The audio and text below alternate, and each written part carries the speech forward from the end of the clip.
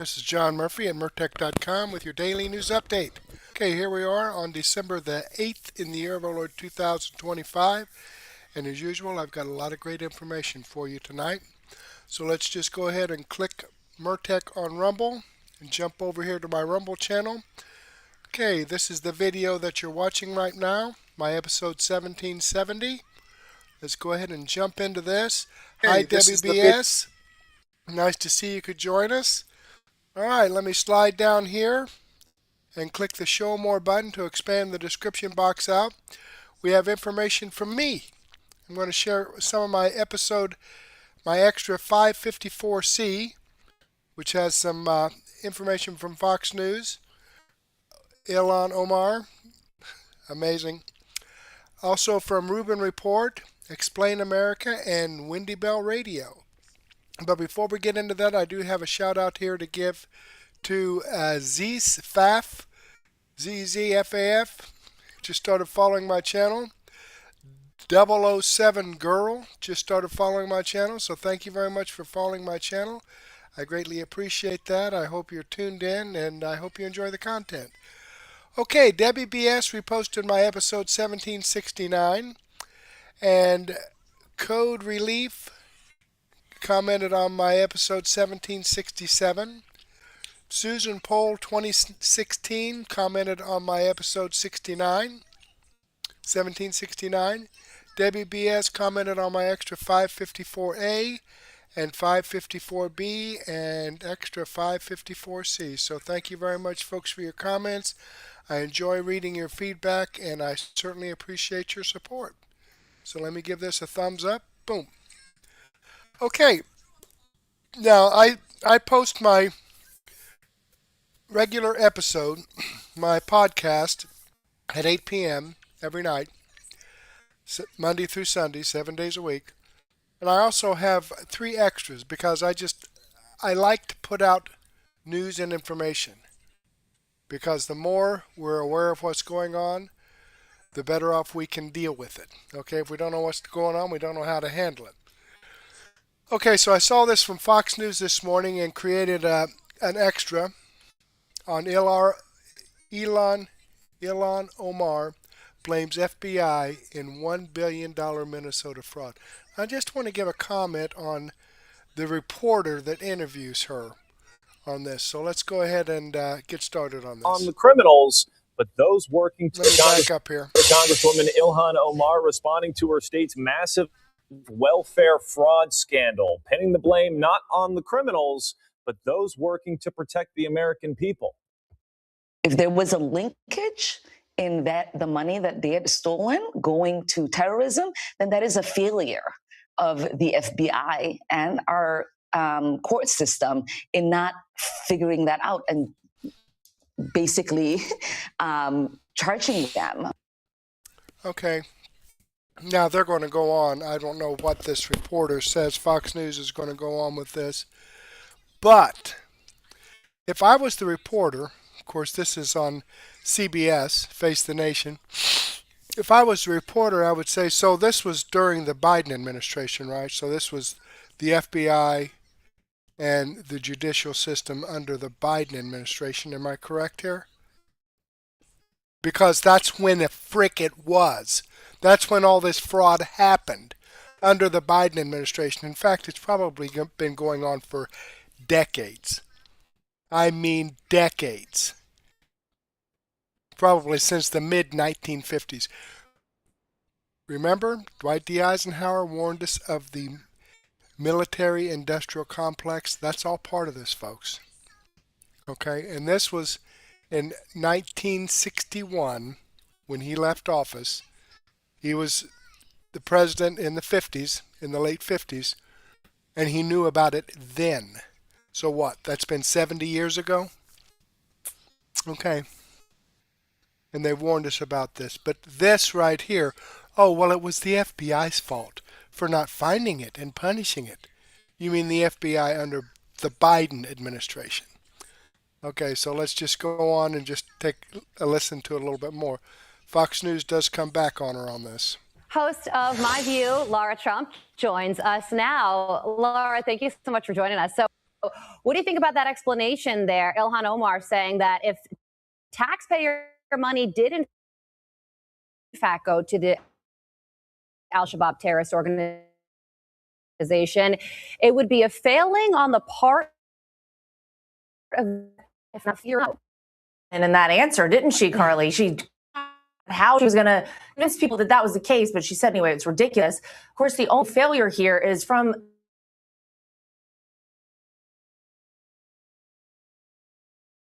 happen. And I'm looking at Ilhan Omar and I'm looking at Tim Walz, and they really are in the crosshairs of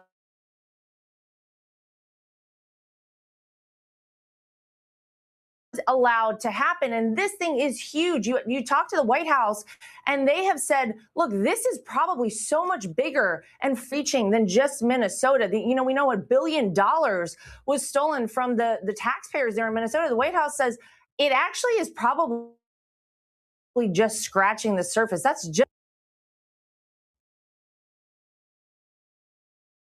the tip of the iceberg. And Okay, I'm not sure why this is freezing up like this. Let me try something else here real quick.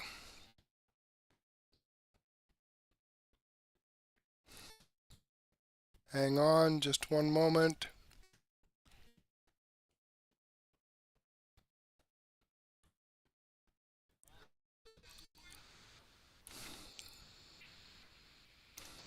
Terrorism, then that is system. Thank you so much for joining us. So what do you think about that explanation there? Ilhan Omar saying that if taxpayer money did in fact go to the al-Shabaab terrorist organization, it would be a failing on the part of the FBI for not figuring it out.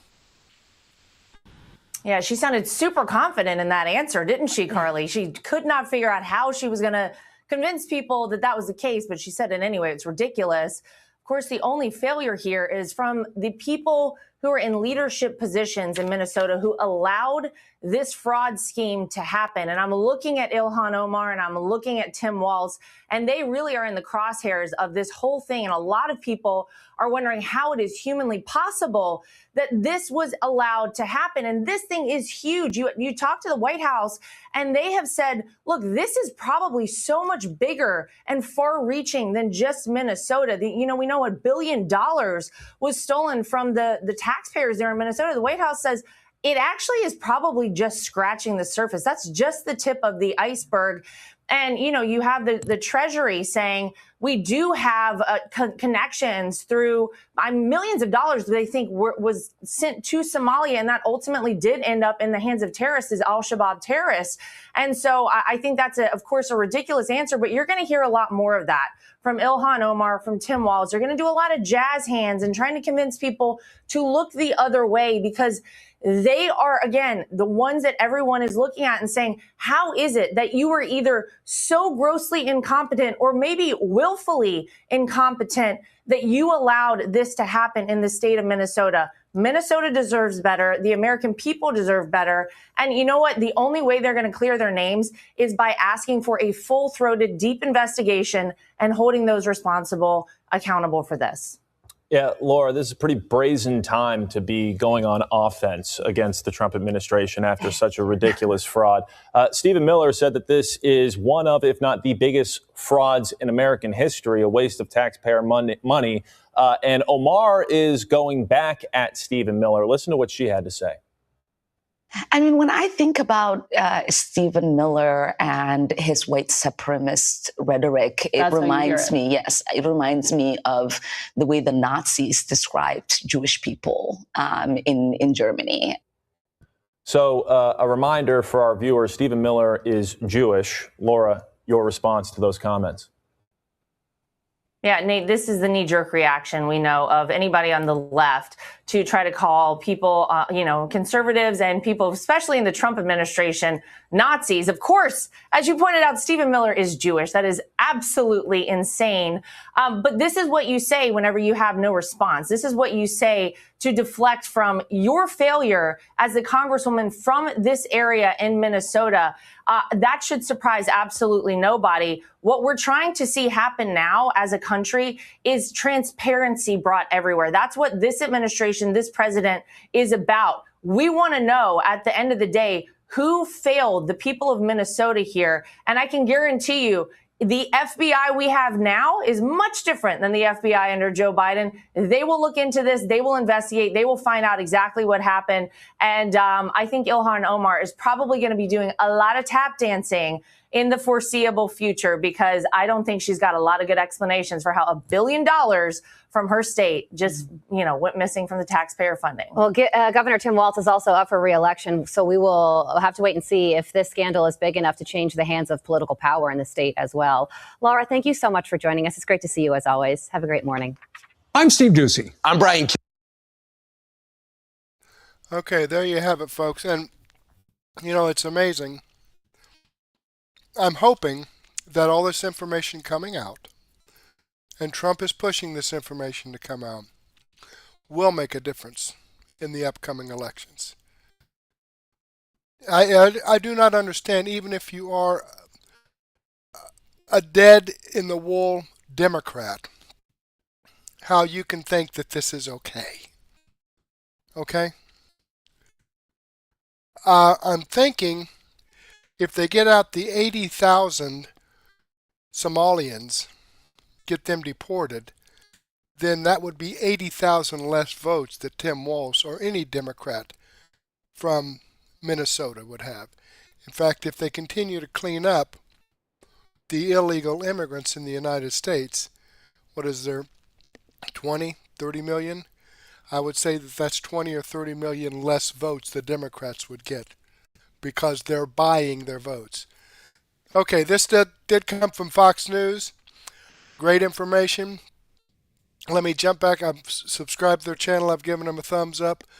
I hope you do the same thing for me. Okay, let's jump back here and slide down and see what the Rubin report, Dave Rubin, has to say on resurfaced clip of Biden sounding like Trump goes viral. Well, let's take a listen to that.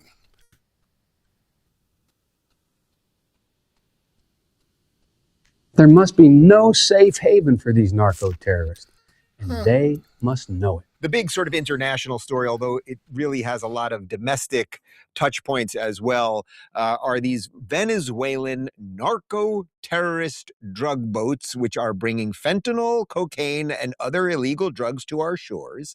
And Donald Trump has decided to blow up these boats. As usual, if Donald Trump does something, even if it's, I would say, objectively good, we don't need more fentanyl here, a certain set of people go absolutely bananas. So I want to show you one other thing on this, and then we'll move on. But let's go all the way back, time machine it to 1989. You may recognize this guy who was really into these kind of strikes way back when. The trouble is that the president's proposals are not big enough to deal with the problem. We think we should do more to stem the flow of drugs across our borders, and we think we should go one step further.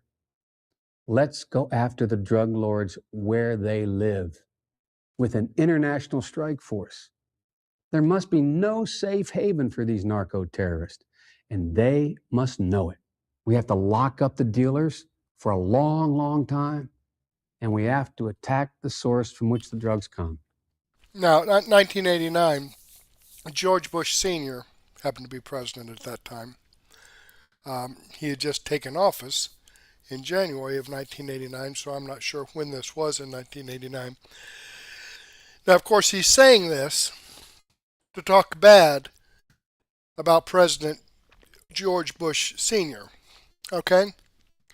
He's acting like, the Democrats are all tough and everything, but now if you blink incorrectly at a drug dealer, then, you're a racist, homophobe, whatever.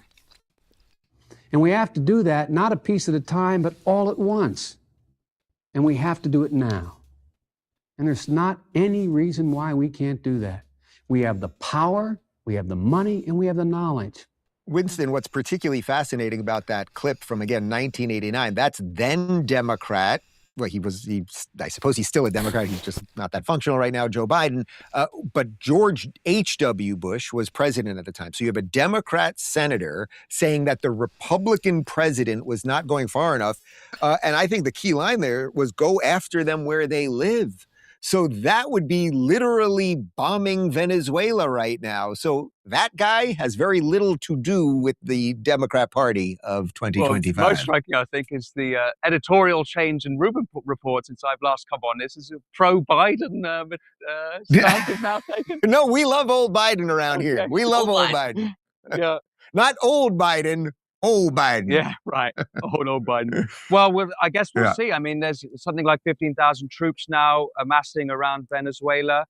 And I mean, Sean, you'll know a lot more about this than me. You're a military man. It seems that America is preparing for conflict. And wouldn't be surprised if something emerges. But I also say that Trump his military decisions have been phenomenal in both terms. And earlier this year, there was Midnight Hammer, of course, in Iran. And so he knows how to make precision moves, and perhaps just having the military nearby, there'll be some precision moves, as Biden suggested way back in the late 80s. All righty. Well, I'm glad Biden is, supporting this. It's amazing how the Democrats, their attitudes change when it's Trump's idea. Oh, that's the worst thing we've ever heard of. It's inhumanitarian. Okay, let me click on the Rumble link here and show you that this video strip does come from the Rubin Report. I am subscribed to his channel. I've given him a thumbs up. Great information. I hope you do the same thing for me, folks. All right, let's jump back here again and see what Explain America has to say about banned Democrat senator forced to quit after massive scandal. That's interesting and good news. Let's see what it's all about. Welcome back to Explain America. This is your host, Kyle Becker. It's finally happened. A Democratic senator has been banned for life from holding public office. And before we get into this story, please like, share, and comment at Explain America. Join us. We appreciate your support for common sense journalism. Now, for how many years have we watched the headlines about top Democrats who are engaged in massive scandals, whether it be bribery, money laundering, or selling out America's national secrets to its enemies?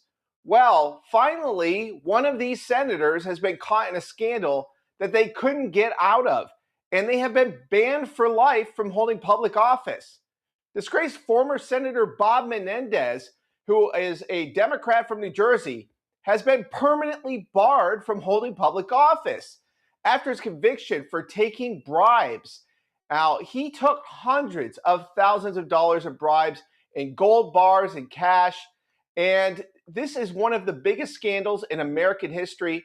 It's finally been a victory for the right in getting these seditious and corrupt Democratic senators to be held accountable.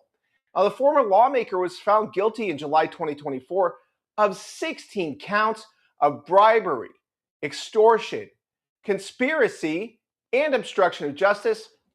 He is the first U.S. senator in American history to be convicted of working as a foreign agent. Wow. Now, isn't that a warning to the rest of the Democrats and some Republicans in Washington, D.C.? And his sentence is the harshest ever handed down to a U.S. senator. Now, a U.S. attorney said, quote, critical to preserving the public's faith and trust in government institutions is ensuring that elected officials who commit crimes involving their offices don't find new opportunities to regain positions of power, unquote. And that's according to New Jersey Attorney General Matt Platkin. And he added, quote, too many people in New Jersey have a cynical viewpoint that corruption is routine, a widespread feature of our politics. We hope the court's decision sends a message that it is not acceptable and it will carry consequences, unquote.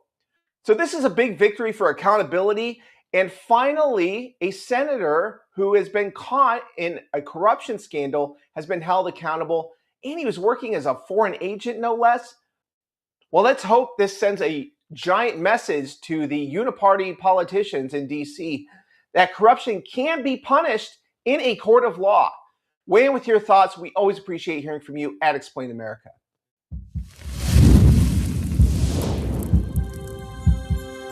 Okay, and as you can see here, this video does come from Explain America. I've given them a thumbs up. I am subscribed to their channel. I hope you do the same thing for me. And here again, folks, more and more, slowly but surely, bit by bit. I know that I've been very impatient, and I'm sure if you're normal, you've been impatient too. But let's remember, Donald Trump has only been in office, less than 11 months, or right at 11 months.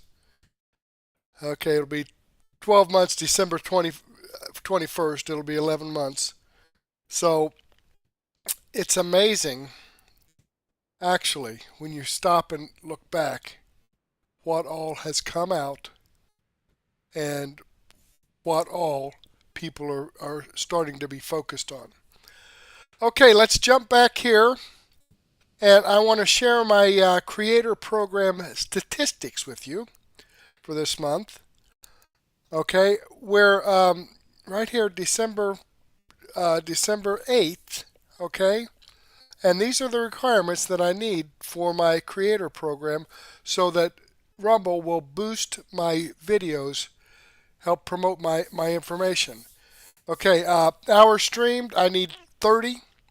So far this month, I've got 88.2 hours streamed.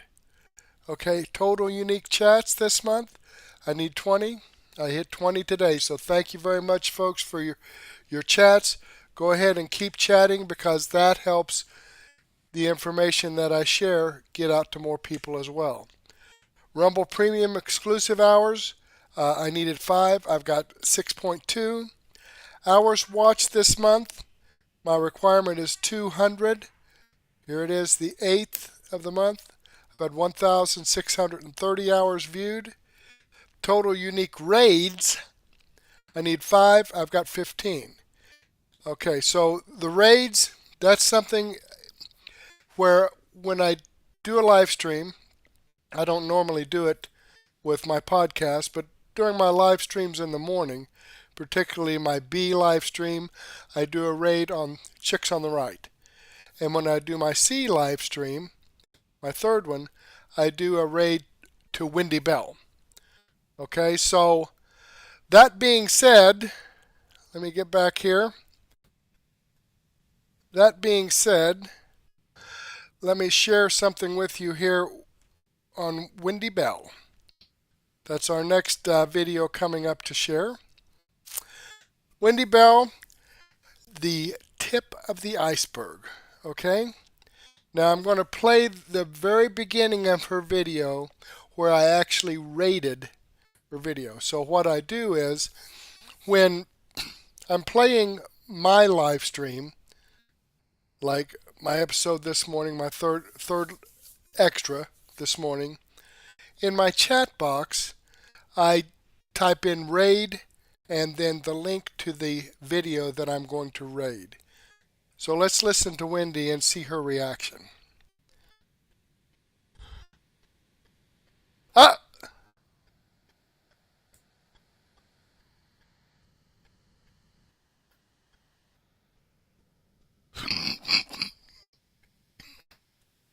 Absolutely. Absolutely. Positively. Okay, so we're going to go ahead and get up here to about the 9-minute and 16-second mark after she gets through with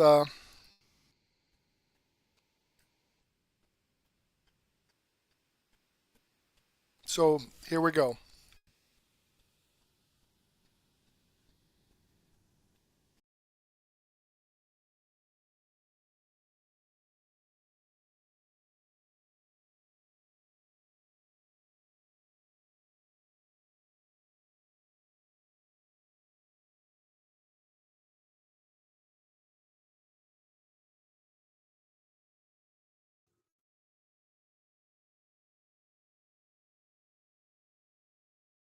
Happy birthday. Happy birthday, Kevin. And Kevin, in honor of you, I want to tell you that there is a special code. 30% off. Yes, Chef Man, we figured it out. Our friends at Rumble were so upset. They're like, oh my gosh, what is wrong with this ad or this promotion we're trying to give you guys? And so I want to make sure we have it right. And it is right for you. Chefman.com, use my name. You're going to get 30% off. I guarantee it. I give you my email all the time. Look, Brock and I were talking on the phone. Chef, let me back this up, make sure I got his name. Somebody has rated us. Earl. All right, Steve. Happy birthday. No, I'm saying MurTech rating our stream as well. You should. I mean, who wouldn't want to start their day with all of this? Right. Absolutely. Right? Kevin. Rumble. Okay, now let's get it up to the 9 minute. Different of nation. 16-second under mark. God. Indivisible, Now with I see liberty it's playing. and justice for all. Amen. You know, what's different about this show, one, I'm a common sense conservative female broadcaster, which is odd. It's rare.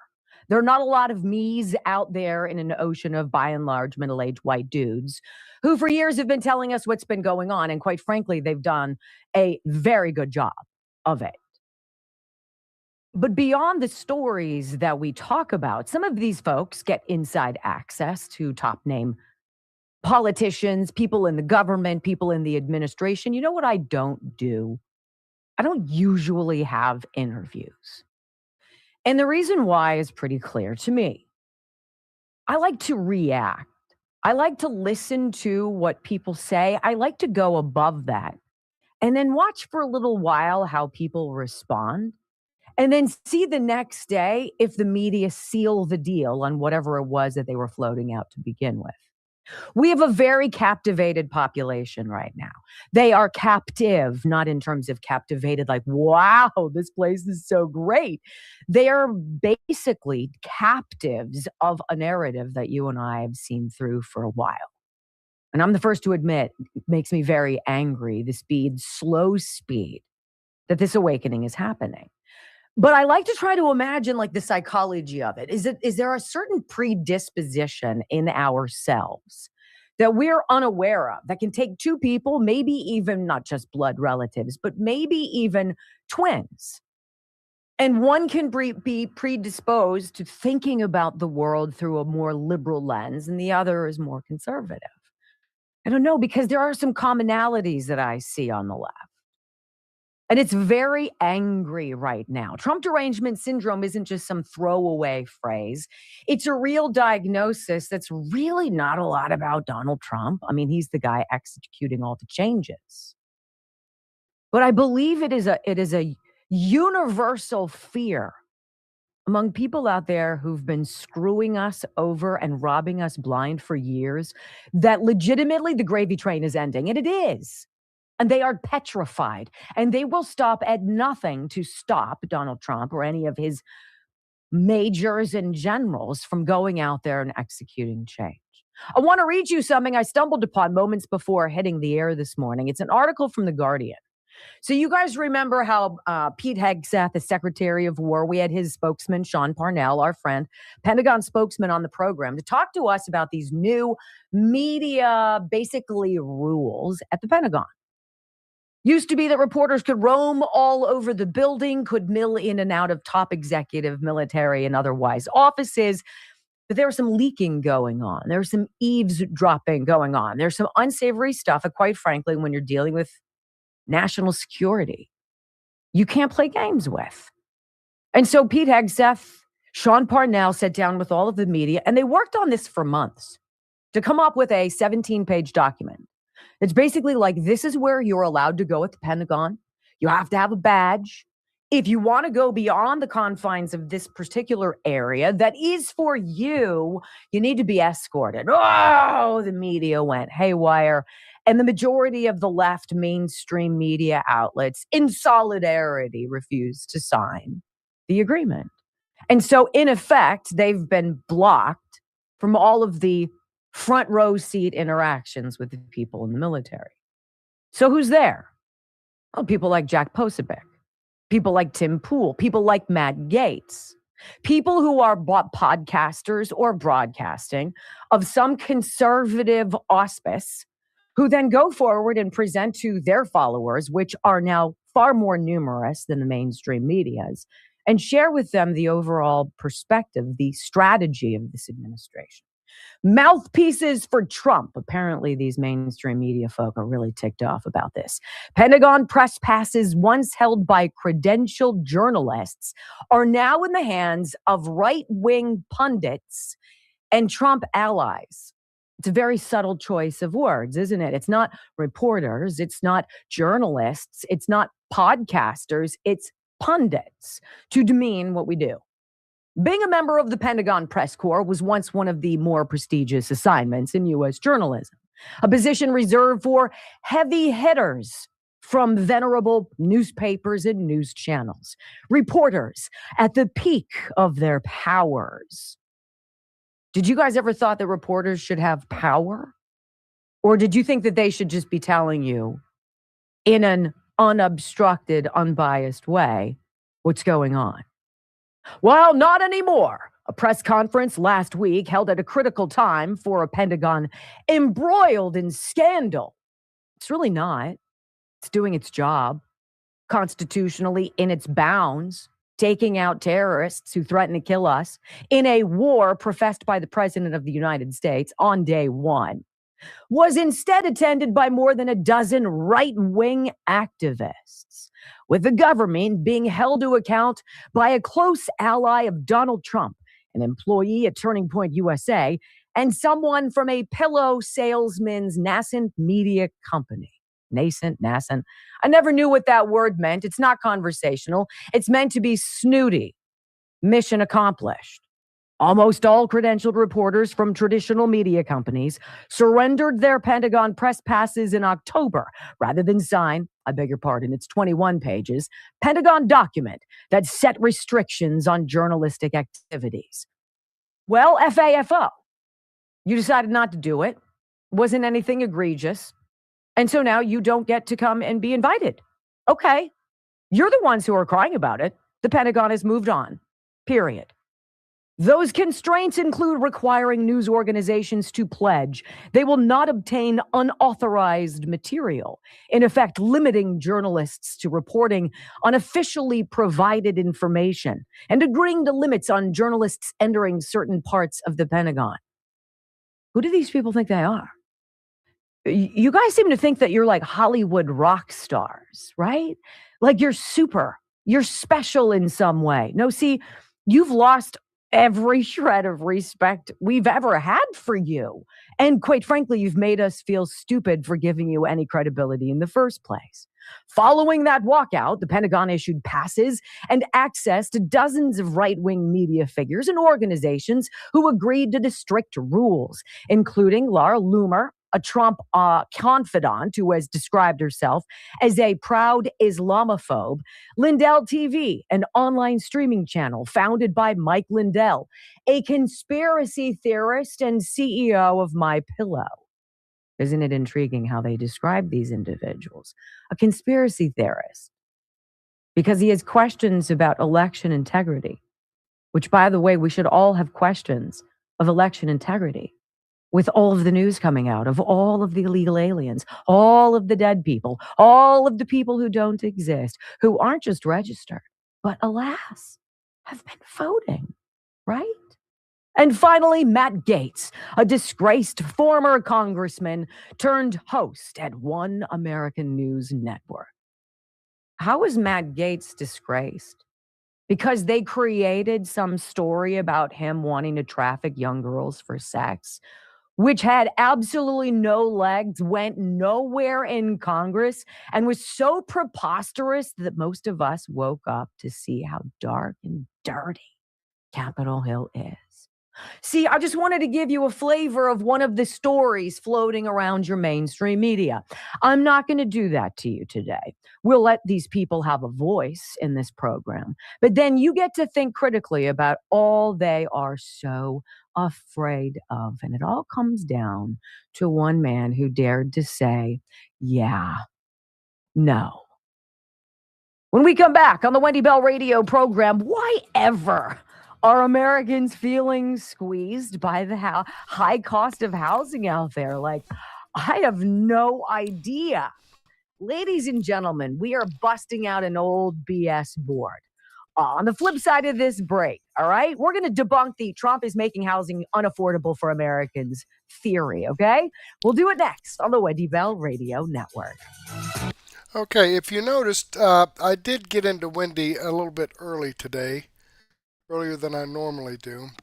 I had 3 quick clips there at the beginning, and the reason why is because, Debbie BS, thank you for your chat, Debbie, heard MurTech mentioned on Wendy Bell this morning when she watched it, and lucky for Debbie BS and me too, we get to listen to her again. But she had some great stuff, didn't she, Debbie BS?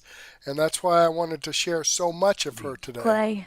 Box the thumbs. Yeah, she wants thumbs up too. Follow. Watch this. Hey, rumble, rumble, rumble. That means thumbs up. Made you out of clay. Come on, let's get the rumbles. 1.68. That's it. What? Please, we need 2,000 rumbles right below the video box. The thumbs up button. Hit it. There you go. Please. And then hit follow. Listen to what she says. Hit that thumbs up button, folks.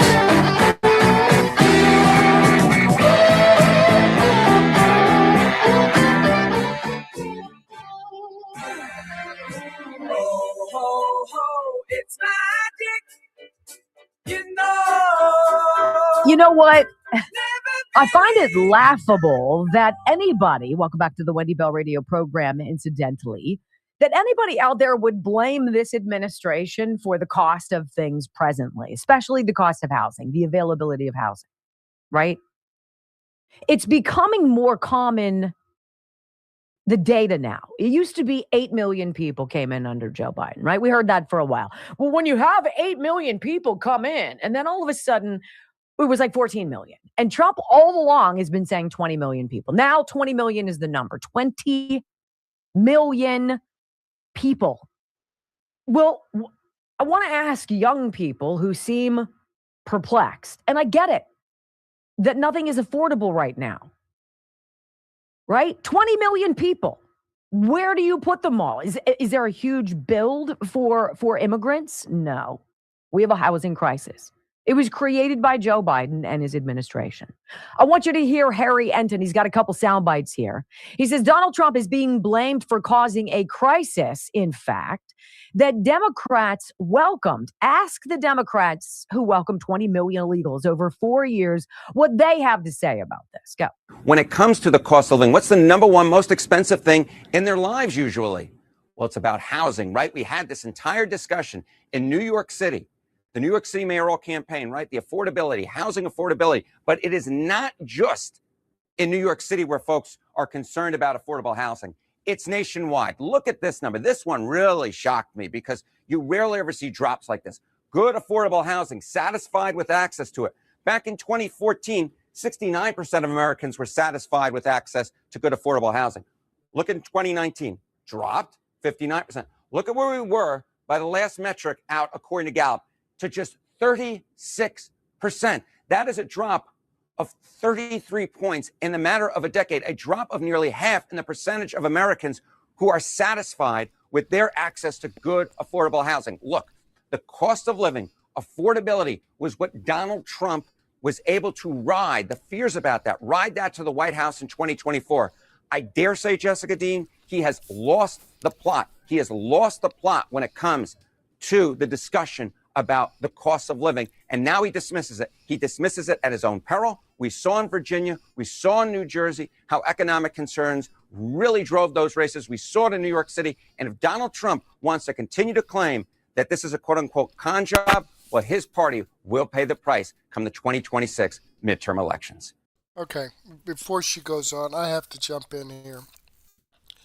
Okay, when you bring in 20 million illegal aliens into the United States, and then the government pays for their housing. I mean, if you own a house out there, or an apartment, or a hotel, and the government says, okay, we're going to give you top dollar because the government doesn't give a shit about finding a bargain. It's not their money. They want to get these illegal aliens housed so they can get them registered to vote, so the illegal aliens will vote for them, so they will pay top dollar to a landlord of a house or of a manager of an apartment building or a hotel. They'll pay top dollar to get these people a place to stay so that they can get them to vote Democrat illegally, but they don't give a shit about the law. Okay? That is why housing prices has gone up so much. Because of 20 million people coming in and the government paying top dollar for their living arrangements. That's it right there. If those 20 million people were gone, that would leave a lot more housing and the prices would magically come down. Have you ever heard the term supply and demand? Have you heard that? Okay, if there's not so much demand, the supply is going to be able to allow the prices to come down so that people that legitimately live here in the United States can actually afford housing a little bit better. A monster drop in 10 years of people satisfied saying that the cost of living is okay. 69% down to 36% from 2014 to last year. Okay, so now Harry says, and it's young voters blaming the president for this. That's the danger. Listen. Donald Trump put in the best performance for a Republican presidential candidate among young voters since George W. Bush did back in the early 2000s. And, he started off his term, his net approval rating among voters under the age of 30 at plus 10 points. Hey, that's pretty gosh darn good. But you come over now, according to CBS News YouGov, this isn't falling into the water. This isn't going underseas. This is going into a deep, dark, black hole. Look at that, minus 46 points. That is a shift on the net approval of 56 points in the wrong direction since February. My goodness gracious, I love looking at these swings, looking how the electorate changes. You rarely ever see swings. We like look this. at a lot of polls. We almost never see drops this big, this quickly. Yeah. No, we don't. So why are young voters so unhappy, Harry? And it's the economy, stupid. I mean, just take a look here. Age 18 to 29 on Trump and the economy. Back in October of 2024, who did those under the age of 30 trust? Harris or Trump? It was Trump by 10 points, according to the Marquette University Law School poll. Look at where his net approval rating is now on the economy. Minus 52 points. Very similar to what we saw in the CBS News YouGov poll in terms of his overall drop in support on the net approval rating. And this minus 52, it's just stunning. Okay, I got to jump in here again. Let me back this up. Okay, so these are two different polls, okay? He's 10 points above Kamala Harris. Now, you don't know what his overall approval rating is. So minus 52, that means 48% approve of what he's doing. Now, that's a hell of a difference here if you just look at it like that. Now, it could have only been 48% approved of what his economic policies were back in October. And only 38 approved of Kamala's. That would put him 10 points ahead. All right? If only 38% approved of Kamala's and 48% approved of Trump's, that would put him 10 points ahead.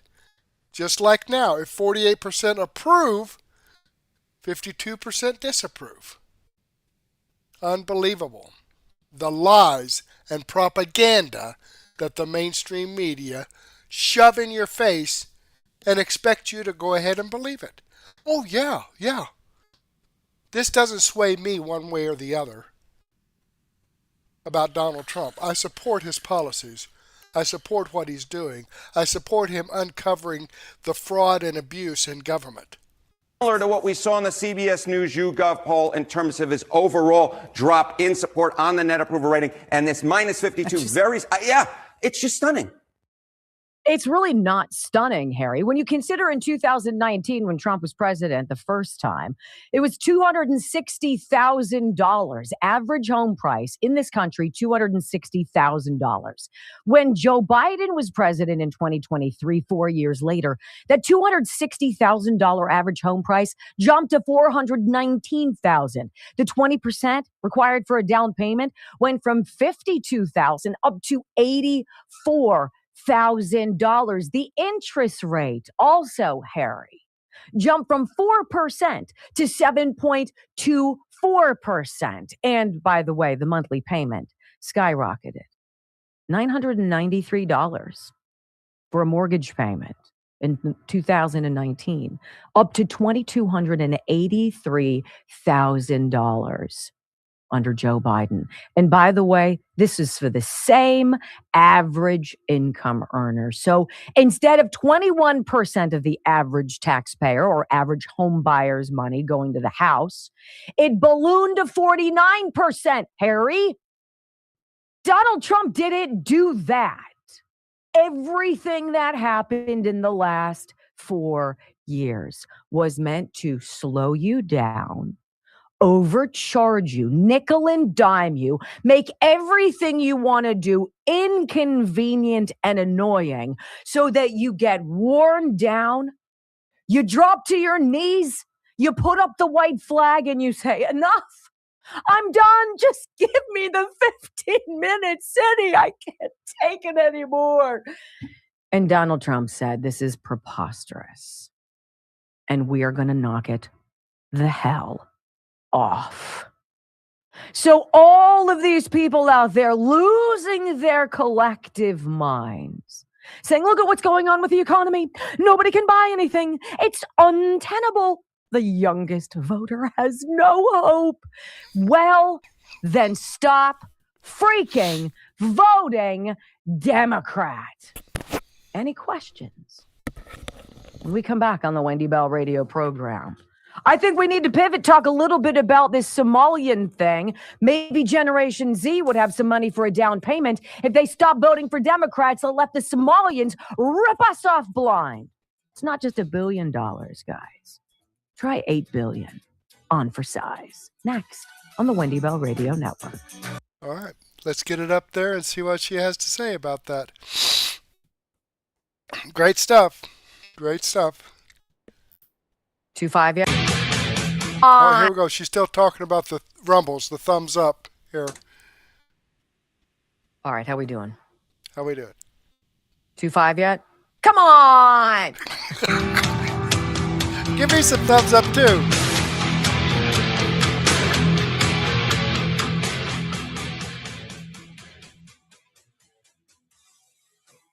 Well, Dr. Oz is threatening to pull funding from Minnesota after at least $1 billion in Medicaid funding was stolen by fraudsters there. Welcome back to the Wendy Bell radio program. How much more money would all of us have at the end of the month if all of this crap that we've been told we've not been paying for, not one single person, not a single scintilla, not a penny has been going to places it shouldn't go, right? Please. You're worse liars than you are lawmakers. Imagine how much more money you would have. Seriously. Can you imagine? Just for a second. Everything that we talk about is completely dripping with fraud. Education, SNAP benefits, right? Everything that has to do with the border, everything that has to do with medicine, everything that has to do with war, everything that has to do with elections.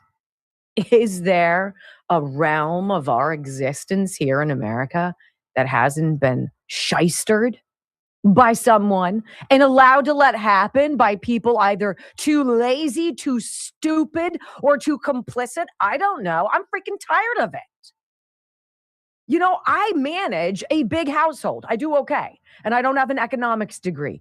I find that if you make more money than you spend, you can save money for other things.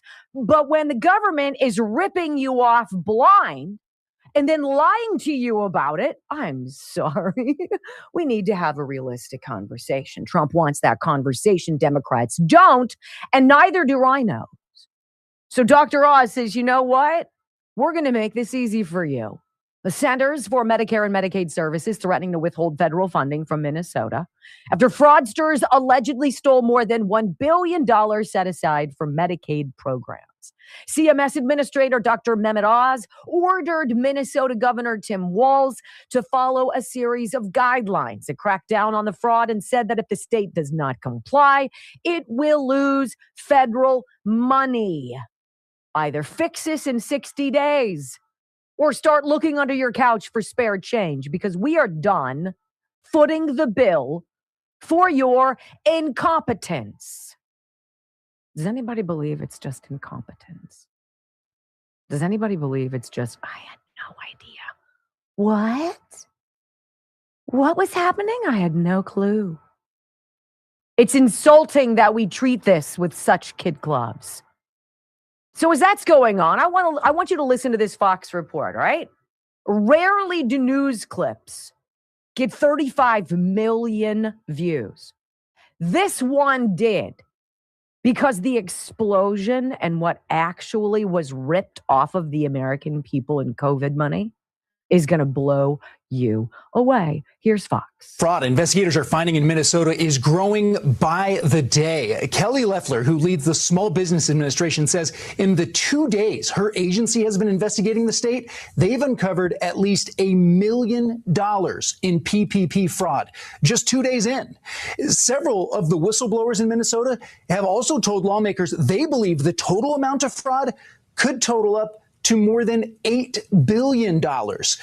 Governor Tim Walz, who is up for re-election, is under fire for all of this happening under his watch. But he says they have paused these programs. They've brought in outside auditors to get an idea of how far-reaching this fraud was.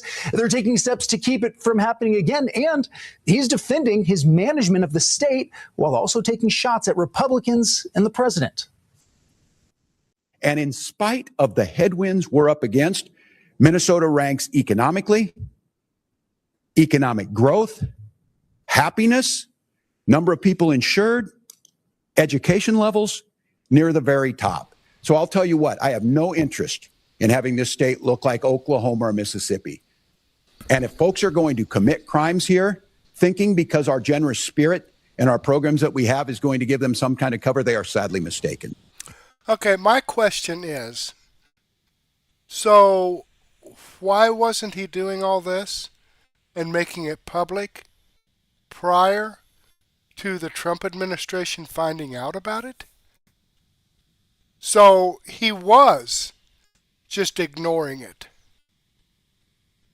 up until just recently, because this has been going on for several years. But now, oh yeah, well, I'm taking care of it now. Right.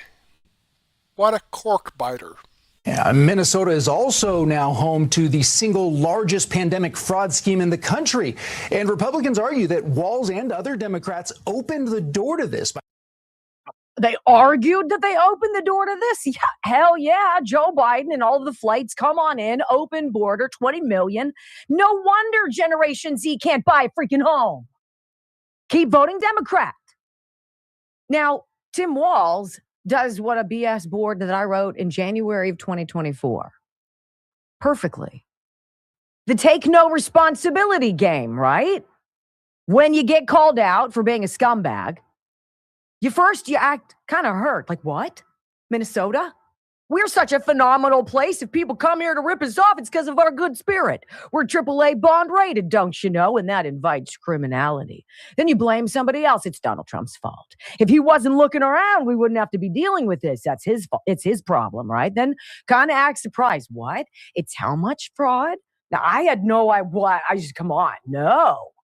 And then, of course, after that doesn't work, say you took immediate action. Look, we've put these people in prison. We've reached out to the federal government asking for help. No, you didn't. Finally, of course, one of the final steps, you ask for forgiveness. I really didn't mean to not take more action here. Act like you're a good person. We believe in an inclusive environment for everybody, including 80,000 Somalians, the majority of whom are ripping you off. And if they're not, they're sucking on the teat of your generosity because 88% of them are on welfare, right? Other than that, I've got nothing. ABC News, in a random act of journalism, talks about the explosion in autism Medicaid payments just since 2020. Of course, autism center fraud in Minnesota is freaking mind-bending, right? It's like 98% of the Somalian children allegedly have autism, which is such a curious thing. With 1 in 5 clinics now being under investigation and growing. Well, how many freaking clinics do you have? Let's find out from ABC. Take a look at this graph showing the explosion in this program. This is the amount of money the state has paid in Medicaid claims to autism treatment providers using your tax dollars. You can see in 2017, not that much, just more than $1 million. But you see the gradual growth here. In 2021, more than $80 million. But look at last year, more than $220 million paid out in claims, with a grand total of just shy of $700 million. This is what state investigators are now looking at, these soaring costs, and questioning how many providers are doing real work. Holy mackerel! $700 million? In autism Medicaid expenses? Are you kidding me? How many children are on the spectrum? Well, it depends. How do you define the word spectrum? ABC continues. So why are 5 autism centers under investigation? There was so much of a need that these centers popped up like corner drugstores. It makes me sad for the families. Dr. Eric Larson has dedicated his life to helping families with autism, running LaVos Institute Midwest here in Minneapolis. He even helped the state stand up its autism program a decade ago. The only reason we're delivering the services is because families worked so hard over the past 30 years to develop this program. But now that program is in the crosshairs of state investigators. As 5 Investigates first reported, 1 in 5 autism centers in the state is now under an investigation after a new crackdown on fraud. How do you explain that big of a number of open investigations? Yeah, there was such a high need for autism services in Minnesota when the state began offering it that it's an unlicensed service. So there aren't the same structures in place. So there aren't the same structures in place, kind of like Ilhan Omar said. Well, we set things up so quickly. There really were no parameters. There were no protocols. There were no guide rails. Oh, I don't know. Is that why the Republicans universally said, hey, $3.5 trillion during COVID? What are we doing? $3.5 trillion or whatever for the Inflation Reduction, Corruption, whatever act? What are we doing? Oh, it almost like it makes it so easy to steal. Huh. ABC continues. Says, you know what? The DHS started looking into this after 2 autism clinics got caught submitting fake bills. You don't say. DHS says it stepped up enforcement late last year, around the time the feds raided these 2 clinics suspected of billing the state more than $20 million for services never provided. I was never thinking somebody is going to submit fake bills. Larson says he only started to get suspicious last year when he and his staff tried calling providers in the state directory. He couldn't reach at least 100 of them. No apparent email address, no website. Nobody answering the phone. Red flag, you think? Well, they're certainly not trying to deliver services. Do we have an idea of how many of those are not even real? We are visiting every single one. Is this now, for some providers, the first time that they've ever had a site visit? I can't speak to whether it's the first time some providers have had a site visit. What I do know is that we since we designated them high risk, we're doing more site visits. Oh, what a great idea. Meantime, we understand that Minnesota plans to roll out much stricter licensing rules for autism clinics in 2027. Look, President Trump says we're at war with narco-terrorism. Stop sending drugs to our shores. If you don't, we will kill you. The next day, any questions? Democrats, well, we're going to create a committee and we're going to go over the evidence and we're going to make some recommendations and then we're probably going to take vacation. And then we'll probably come back and we'll have other things to do. And maybe we'll get to it, but not before more money is stolen from the people, which is great. Now, did you guys hear about the Minneapolis police chief? So you know that ICE is surging in the Twin Cities. And they're going specifically after some of the major kind of kingpins, if you will, of the Somali fraud network, which has cost you and me billions of dollars at a minimum. Well, apparently the police chief there is warning his own officers whose numbers have had to be beefed up with federal help because nobody wants to be a freaking a cop after Derek Chauvin in Minneapolis, right? He says if you cooperate with ICE and you let these agents, you help them locate these Somalis who've been ripping us off blind, I'll fire you. I'll terminate you on the spot. You will be disciplined. Are you crazy? Really? Minneapolis police officers are reportedly in danger of losing their jobs if they do not intervene in certain situations involving ICE. Isn't that interesting with Police Chief Brian O'Hara reportedly saying if any of his officers see ICE agents using unlawful force against people in his area, they are expected to take action. What does that mean?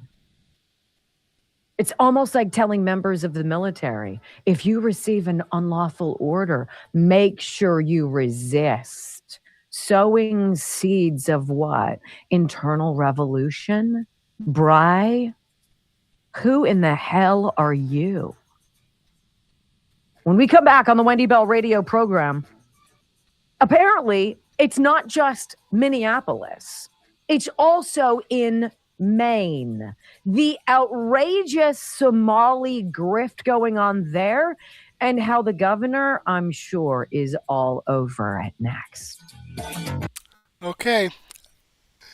Great information, I say. Now, I'm going to add this video to my daily news wrap up, and we're going to pick up right where we left off here. So tune in to that.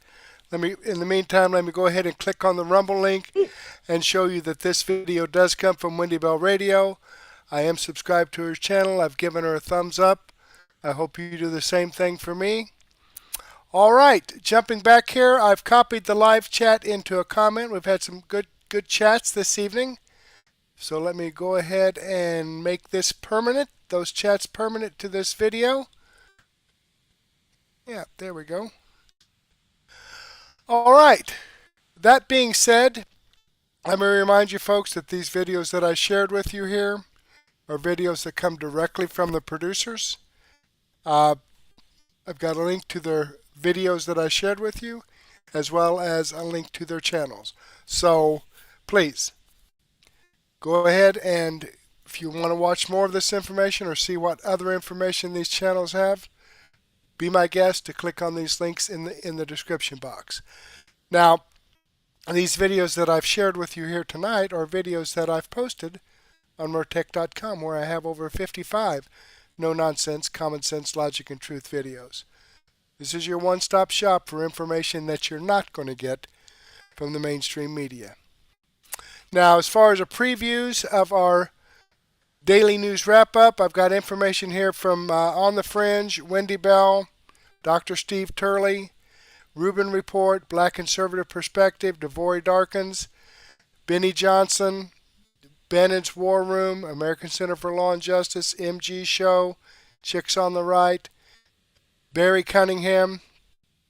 Looks like I got a couple of videos here from Barry. So please, go ahead and take a break right now. Grab a donut and a cup of coffee, or a sandwich and a soft drink, or a beer, and meet me back here at 9:30, and we'll get this going. But in the meantime, I do want to thank you for being with me. Hopefully, let me click over here and show you the videos that we have. Right there's my playlist.